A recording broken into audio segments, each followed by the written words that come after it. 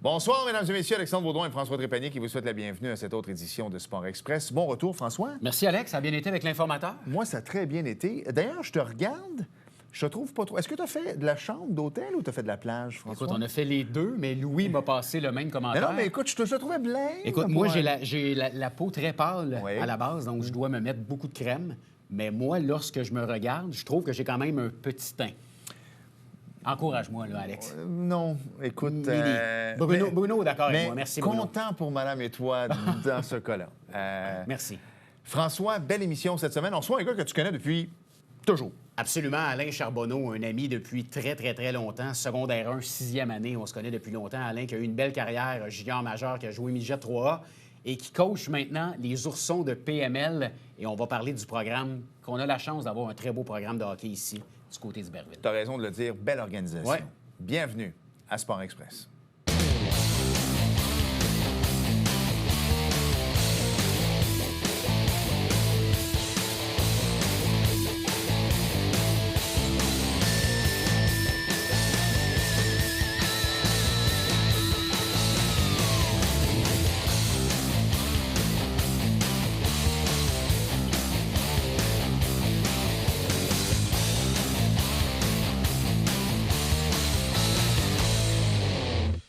François, cette semaine, tu avais raison de le dire, c'est encore méconnu, quoique ça commence à avoir de plus en plus sa place Absolument. au Québec. Puis nous, on le gueule assez depuis longtemps que on aimerait qu'un jour le sport soit 100 dans les écoles, mais bon, on n'est pas encore comme aux États-Unis, malheureusement, où c'est une tradition depuis fort longtemps. Mais on va parler des Oursons PML parce que, on va dire quelque chose, ça commence à être assez extraordinaire au niveau du hockey. Alain Charbonneau est avec nous. Salut. Salut, Salut, Alain. Ça va, ça va? Ça va très, très bien, merci.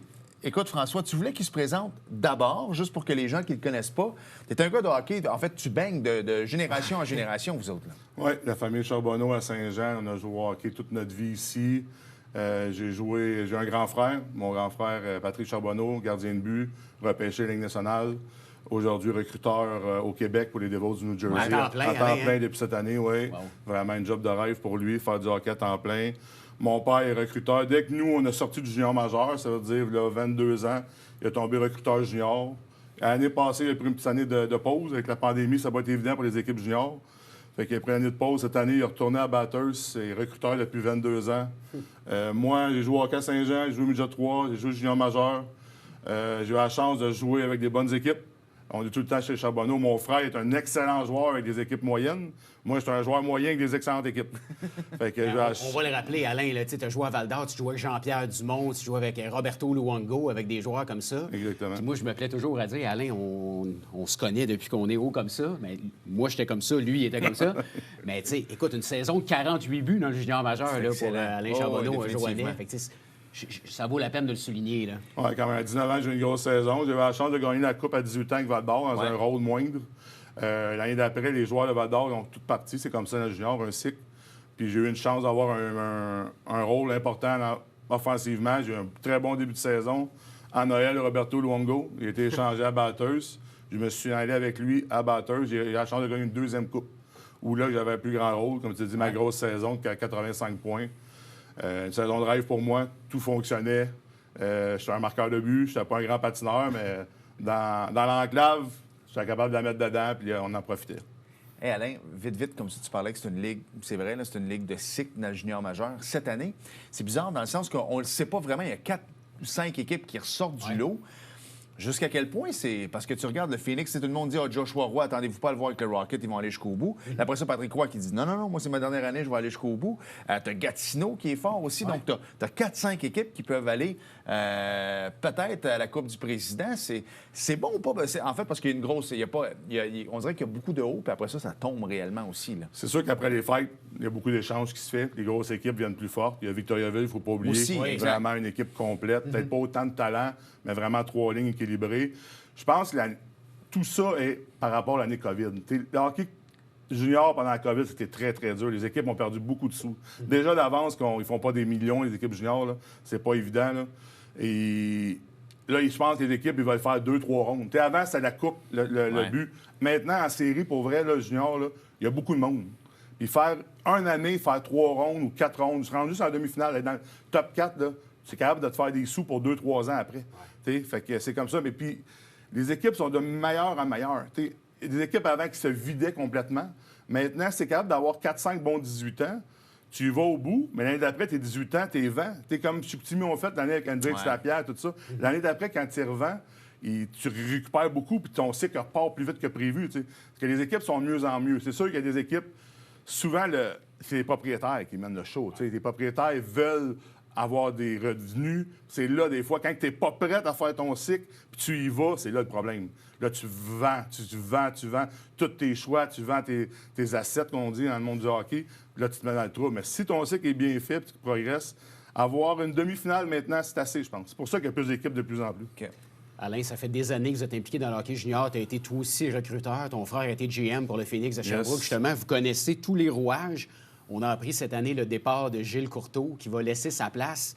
Écoute, il a apporté beaucoup à cette ligue-là. Parti bénévole, en plus, lui, il était même pas supposé. Moi, j'ai travaillé 10 ans en plus. Oui, je suis recruteur. Au départ, mon père, on était recruteur de la centrale de recrutement. Parce que M. Courteau était notre patron direct. On a travaillé beaucoup avec M. Courteau, puis c'est une personne incroyable. C'est une grosse perte. C'est une grosse perte. C'est une bonne personne. Il a amené la Ligue à un autre niveau. Mais je pense qu'on a assez de gars de hockey en ce moment. Il y a beaucoup d'anciens joueurs qui sont revenus. Les Justin Thibault, les Stéphane Quintal, les Simon Gagné, les Patrick Roy. Mardoni. Puis c'est Mardoni qui est une très bonne connaissance à moi. C'est des très bons gars de hockey qui reviennent dans ils veulent s'imposer. Ils veulent redonner. C'est ça, exactement. Parce que je pense qu'on va être capable de remplacer M. Courteau de la bonne manière, je pense. Puis je pense peut-être qu'il fera un comité aussi, mais en tout cas, on va voir qu'est-ce qui va se passer. Tu es entraîneur dans le M18 D1, puis on parlait tantôt, parce que le junior majeur, tu l'as dit, on a beau dire que c'est une ligue de développement ou comme le Midget 3, mais on s'entend que les propriétaires sont là pour faire des sous, ils ont des revenus, ils ont d'autres entreprises aussi.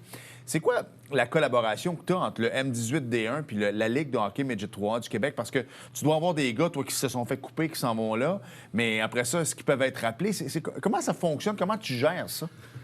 Malheureusement, dans la région ici, on ne peut pas dire qu'il y a une grosse affiliation. Exemple, notre gardien cette année, je vais le dire, c'est mon garçon, je ne vais pas me cacher, être transparent. Okay. L'année passée, je jouais au Midget Espoir là-bas, il y a eu une super saison. Il va au camp du Midget 3, il est retranché. Parfait, il n'est pas de sa place là. Ouais. 2 gardiens sont mieux que lui, il s'en vient ici.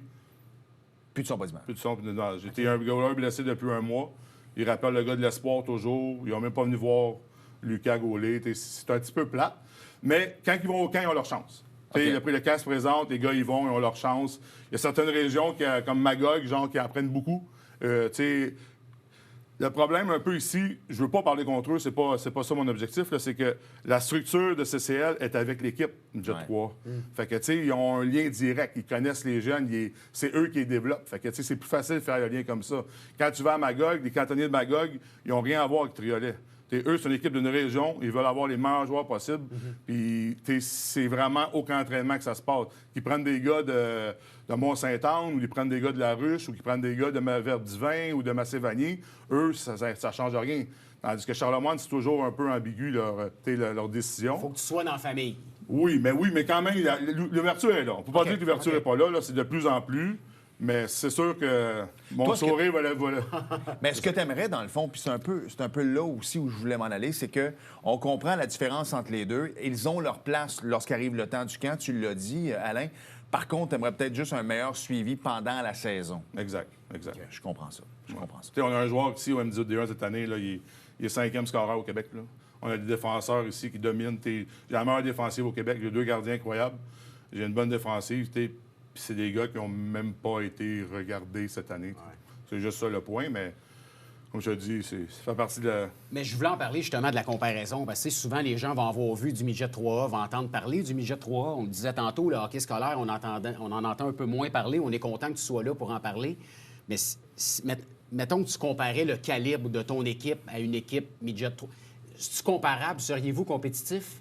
Avec le Midget 3, je pense pas. Okay. On n'est pas avec le Midget 3 parce que c'est vraiment toute la région. Il ne faut pas oublier que les options de PML, là, on n'est pas... C'est ça. C'est structural, commission scolaire. Okay. Si tu compares Charlemagne, le même niveau, le M18 D1 de Charlemagne, cette année, exemple. Je vais vous donner un exemple. On va parler de Charlemagne parce que je les connais bien. Ouais. Ils ont 2 gars de Rimouski, ils ont un gars de Granby, ils ont 3 gars de Longueuil. Okay. Ils ont leur gang eux autres. Tandis que moi, ici... Cette année, j'avais un joueur qui était retranché au Midget 3, qui jouait avec lui 4 ans. Ouais. Un petit gars de Chambly. Pas au bout du monde, de Chambly. Là. 20 minutes ici. Sa mère travaille à Saint-Jean tous les matins. On a juste demandé une permission de savoir si les joueurs peuvent venir ici. malheureusement, la surpopulation des écoles, c'était non, c'était même pas possible. Mais tu sais, la commission scolaire nous donne le droit de faire ce qu'on fait, c'est extraordinaire. Mais tu sais, c'est comme ça. Malheureusement, on est restreint. Les oursons, on est restreint. Tu sais, puis on va se le dire, là, puis après ça, je veux qu'on parle de PML, parce que c'est vraiment une belle organisation, là, mais on baigne un peu dans le hockey, là, moi, d'une autre sphère que la tienne, mais le talent est rendu dilué. Il est là, le problème, c'est qu'à un moment donné, il va falloir que les gens se parlent. Tu sais, moi, dans ma région, là, quand j'étais jeune, tu avais, moi, le Midget 3, se jouait les riverains à Sorel à l'époque, là, puis aujourd'hui, c'est à Charlemagne, mais à l'époque, tu allais à Antoine Giroir, qui est maintenant à Fadette. L'affaire, c'est que ça n'existe plus. Le talent, il y a tellement de moins en moins de jeunes que là, ils sont mergés avec Boucherville maintenant. Donc, le Noir et Or accueille le Midget Espoir, puis le Midget 3 maintenant à Boucherville, qui joue quand même à Fadette, parce que là, il commence à avoir de moins en moins parce que les parents débarquent, parce que les parents voient comment ça se passe, puis les parents sont écœurés. Fait qu'à un moment donné, je pense qu'il va falloir justement, tu sais, de dire, regarde, est-ce qu'on peut se parler? Est-ce qu'on peut avoir une meilleure visibilité? Je sais que le scolaire, c'est important pour certaines personnes. Le civil va être important pour d'autres. Mais est-ce qu'on peut juste avoir un point de connexion puis niveler vers le haut? Parce qu'il y a probablement des bons espoirs qu'on ne verra pas jouer, là. Nous autres ici, on a quand même eu la chance d'avoir... Tu sais, je pense de plus en plus, il n'y a pas de bon chemin. Tout le monde fait son propre chemin. Ouais. Tu as un exemple, nous autres, ici, avec Thomas Bellegarde. Oui. Thomas Bellegarde, c'est un gars qui a toujours refusé la structure. Il a resté ici à PML, il a monté dans la PML. Il était drafté junior. Il y avait un recruteur qui l'aimait un petit peu. C'est quand même moi qui l'ai repêché. Là. Je le connaissais bien, je savais qu'est-ce qu'il amenait dans une équipe, je savais l'être humain qui était surtout. Là. Thomas, c'est un être exceptionnel. Là. Fait que, il a eu la chance d'avoir sa chance junior, il l'a pris. T'sais? Mais c'est quand même un parmi tant d'autres. Il devrait en avoir plus. Les recruteurs sont là. Comme la semaine passée, on a joué à Bourget, les recruteurs sont là. Les recruteurs viennent nous voir. Ils entendent parler d'un gars, sont là. Tu sais, quand en étant un recruteur, un ancien recruteur, si tu entends parler, c'est sûr que tu vas y aller. Tout le monde va être là, tout le monde les voit. Au challenge qu'on a eu à Québec au mois de décembre, là, c'était plein de recruteurs. Comme tantôt, le joueur élite, je te parlais, il y a eu les 9 collégiales B1, ils ont fait un 9 ou presque. Là. Okay. Je pense qu'il y en a eu 6 ou 7 qui ont fait un 9 collégial B1. Juste vite, l'année passée, notre équipe juvénile B1, on a 4 gars qui jouent collégial B1, on a 5 gars qui jouent collégial D2, on a 2 gars junior A en Ontario, les 2 jumeaux Pépin sont en Ontario junior A. Tous les joueurs de M18, quasiment, de plus en plus se placent.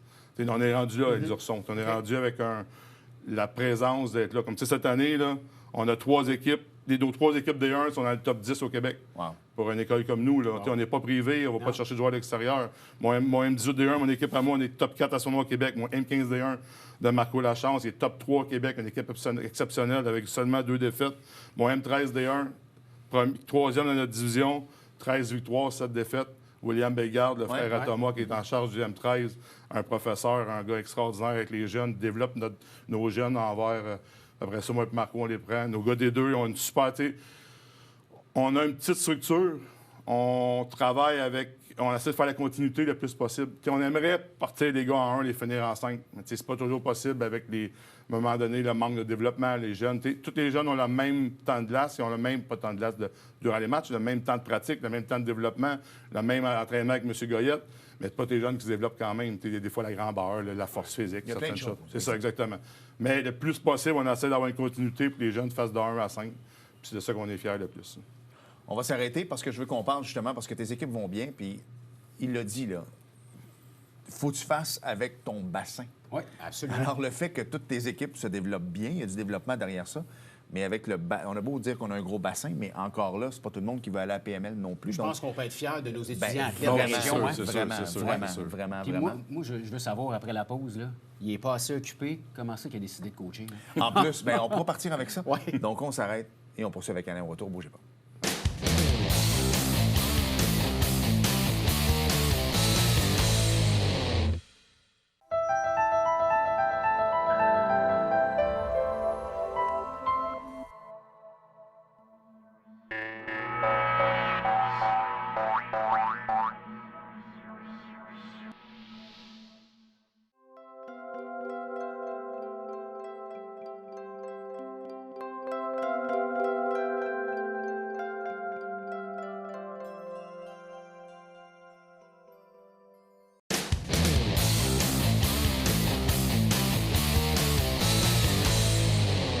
Nous sommes de retour à Sport Express. Hey, je veux qu'on poursuive avec ce que tu avais lancé en fin d'entrevue de la première partie. Ben, écoute, moi, je sais comment Alain est un gars occupé, travailleur de nuit, toujours impliqué dans le hockey depuis longtemps, famille impliquée.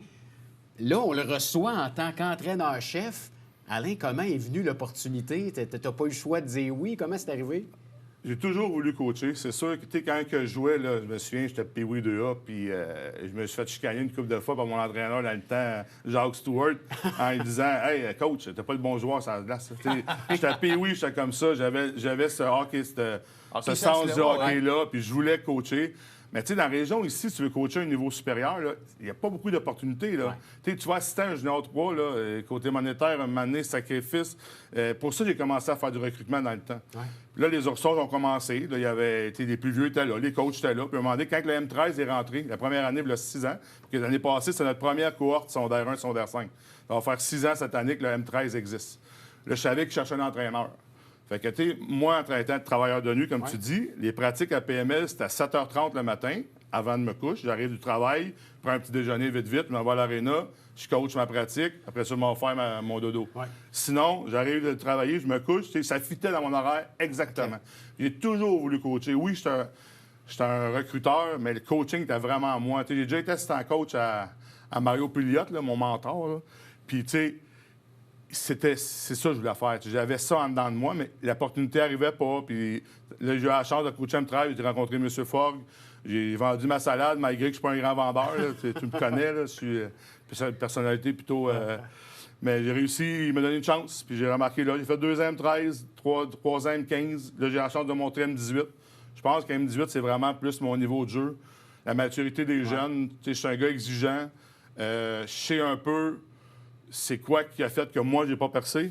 Fait que j'essaie de montrer aux jeunes qu'est-ce qu'ils ont besoin le plus possible, l'intensité, le deuxième effort, les replis défensifs, bloquer des shots. C'est ça, en ce moment, qui fait qu'on a ce fiche-là.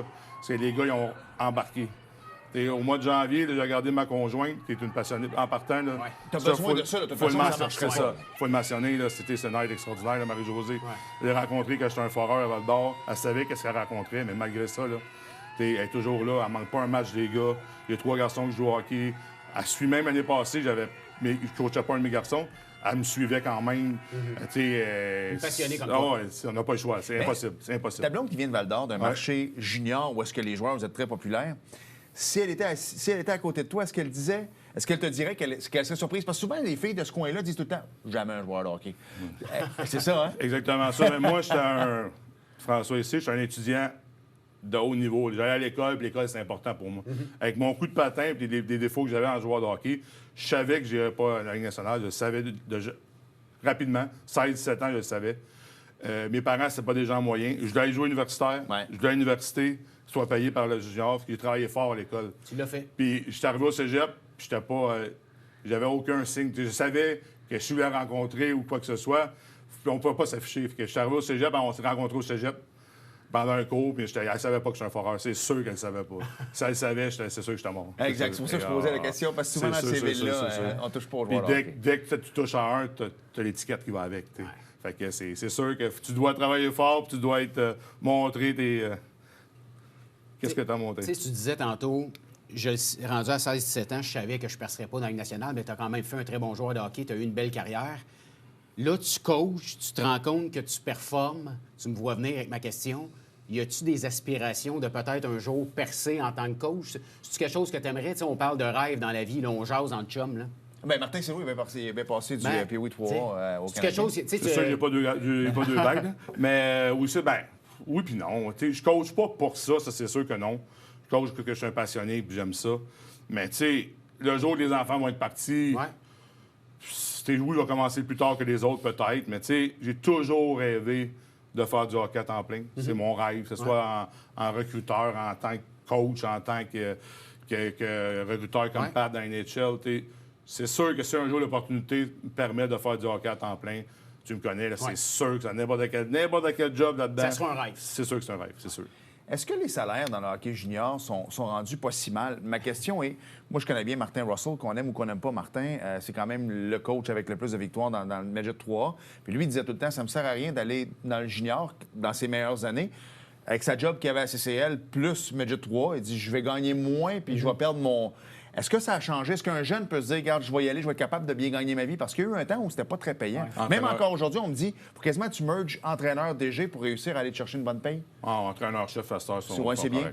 Les assistants, mais tu sais, c'est rare qu'un jeune ou un rentre entraîneur-chef direct. Ouais. C'est rentre assistant. C'est là que tu dois avoir une petite famille. C'est ce que j'allais dire, parce quoi qu'un que ce adjoint, soit. tu sais, des fois, tu quittes une bonne job ouais, pour c'est ça, aller là. C'est impossible, c'est impossible. Alain, je veux qu'on revienne sur le programme Yes. de PML. Les gens qui regardent à la maison, qui ont peut-être des bons hockeyeurs, qui s'est posé des questions.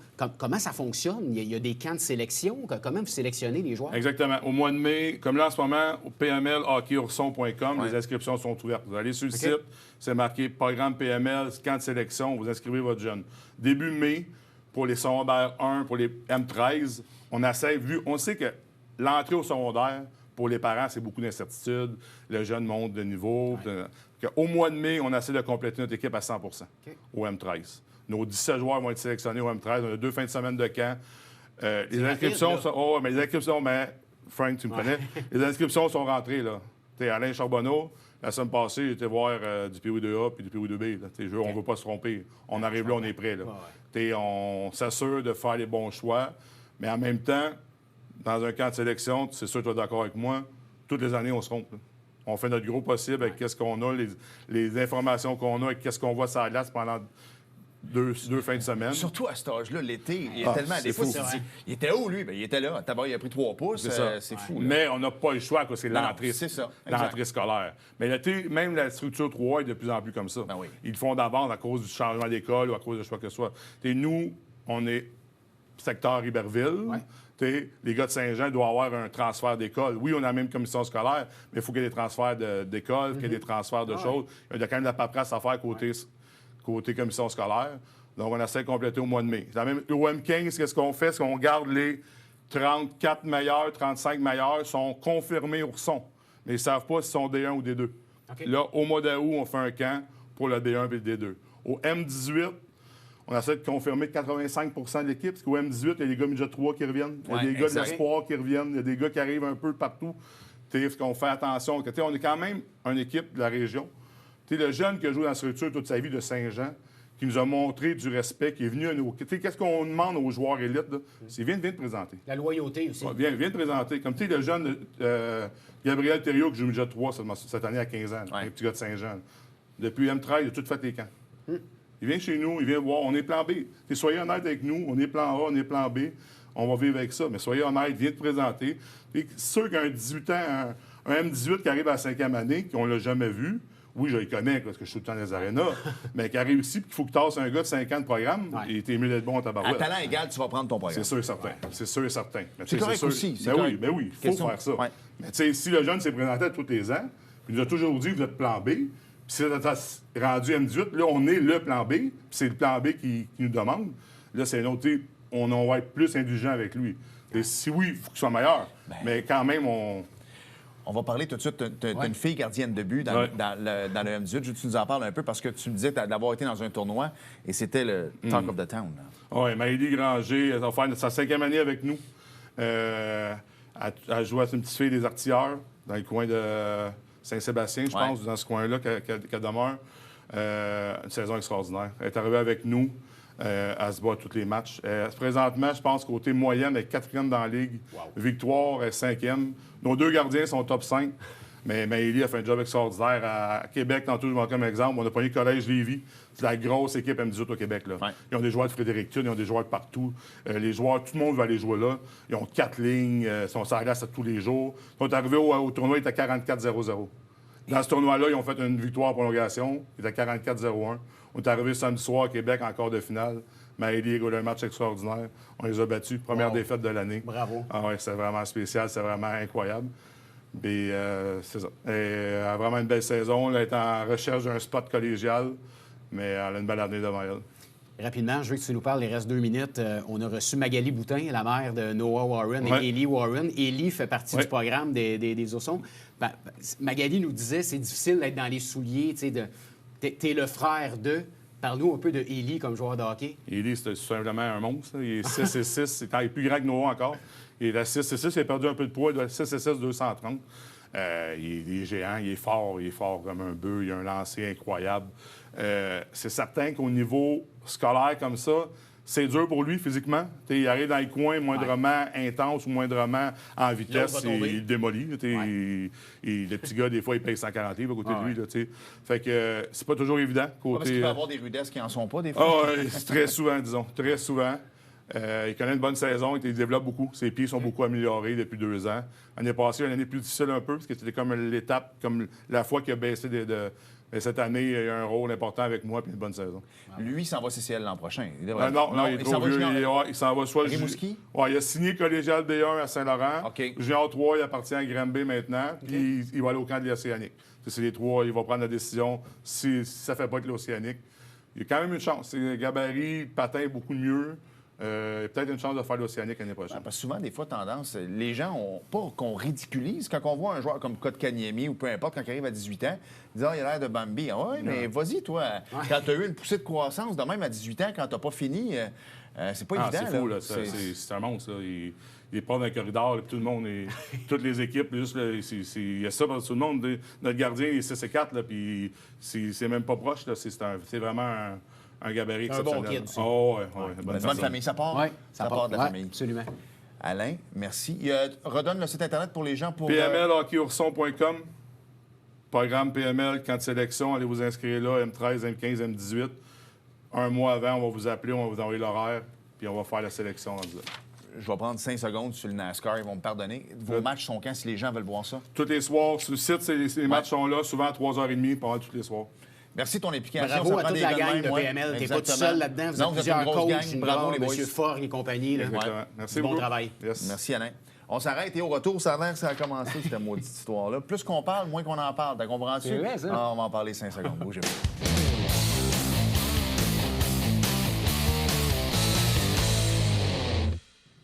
Nous sommes de retour à Sport Express et Alex, il y avait du NASCAR, mon cher. Bien, en fait, il va avoir du NASCAR. Ça commence il va avoir, OK. là, Je pensais qu'il y en avait. Non, il y a tout plein de courses qui nous amènent au Daytona 500. c'est des previews qu'on voit. Oui, ça commence là le 4 février, c'est un samedi. Alors, regardez ça, il y a le Garage Hours. Écoute, ils montent le garage avant même de montrer les qualifications. Ça se poursuit le dimanche 5. Il y a plein de qualifs. Mais je pense que c'est la semaine après le Super Bowl. 5 secondes aussi. Le 19 février, je pense, la première course. Merci, On François. va suivre ça. Merci, Alex. Merci à vous d'avoir été là et à la semaine prochaine. Salut. Bye-bye.